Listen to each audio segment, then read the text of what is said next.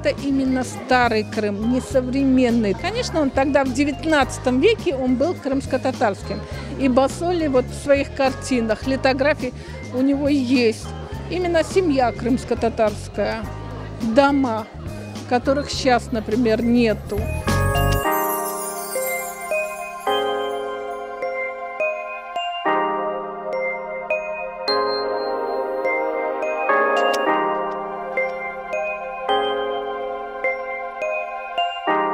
Это, наверное, традиция в каждой крымско-татарской семье. Первое, что учат девочку своими руками, это вышивать, это вязать.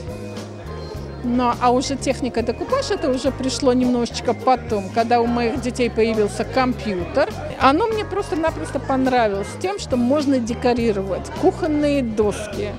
Оно началось именно с кухонных досок. То, что красиво, чтобы было именно на кухне. А потом постепенно перешло, что оформление, например, где-то панно.